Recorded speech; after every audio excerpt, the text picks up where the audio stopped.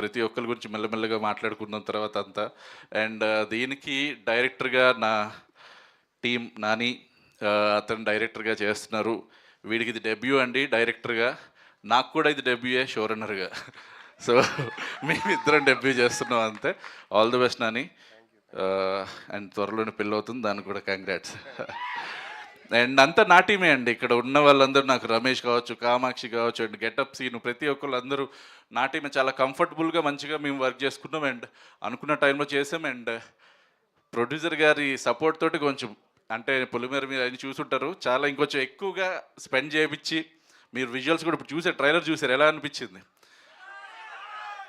అంటే మీకు కథ అసలు ఎవరు గెస్ చేయరు, అందులో ఉన్న మెయిన్ డైలాగ్స్ తోటి అలాగా తీసుకుంటూ వెళ్ళిపోయింది. క్లైమాక్స్కి మాత్రం ప్రతి ఒక్కళ్ళు అంటే రీసెంట్గా వచ్చిన సినిమాలన్నీ చూస్తున్నారు, ఇప్పుడు మహారాజా కావచ్చు, లేకపోతే సూక్ష్మదర్శిని కావచ్చు, ఇట్లాంటివి అన్నిటి గురించి మాట్లాడుకుంటున్నారు. మన తెలుగు గురించి, మన తెలుగు ఈ సినిమా గురించి వాళ్ళు మాట్లాడుకుంటారు రేపు. సో డెఫినెట్లీ మన ఏమంటారు ఈ సస్పెన్స్ జానర్స్ ఇవన్నీ ఎంజాయ్ చేసే ఆడియన్స్ అందరికీ ఇది ఒక పెద్ద ట్రీట్గా ఉంటుంది, అది నేను ప్రామిస్ చేస్తాను. అండ్ అందరికీ బీమ్స్ గారితో ఫస్ట్ టైం వర్క్ చేస్తున్నాను. ఆయనకి కథ నరేట్ చేసినప్పుడు నేను ట్విస్ట్ ఎప్పుడని చెప్పాను అనుకోండి, ఇలాగే నవ్వుతారు. అంటే ఇది పేలుతుందా పేలట్లేదో నాకు అర్థం కాదు. అసలు క్లైమాక్స్ చెప్పినప్పుడు అయితే బయటికి వెళ్ళిపోయి నవ్వుతున్నారు, ఏంటి సార్ ఇలా నవ్వుతున్నారు ఏంటంటే, అసలు ఏంటి సార్ మీరు ఇలా రాశారు అంటే, ఓహో బాగా ఉంది కదా బాగా, అంటే ప్రతిదానికి అదే స్మైల్. సో నేను కూడా అలాగే స్మైల్ ఇస్తుంటే మీ ఇద్దరు స్మైల్స్ ఇచ్చుకుంటూ కూర్చున్నాను అంతే. బట్ ఇప్పుడు పాడారు కదా సాంగ్స్, నేను చాలా పెద్ద మ్యూజిక్ లవర్నండి. ఇందులో ఉన్న ఒక 3 సాంగ్స్ అద్భుతాలని చెప్పాలి. అండ్ డెఫినెట్లీ అంటే ఇప్పుడు నేను ఎక్కువ మాట్లాడేసి ఏదో చెప్పేస్తున్నాను కాదు, కానీ మొన్న ఫస్ట్ సాంగ్ విన్నారు మీరు, ఒక అద్భుతమైన మెలడీ అది. అండ్ అది ఒక లవ్లో ఉన్న వాళ్ళందరికీ ఒక సాహిత్యంతో కూడిన మెలడీ. అండ్ నెక్స్ట్ ఒక సెకండ్ సింగిల్ రిలీజ్ అవుతుంది, ఇప్పుడే పాడారు.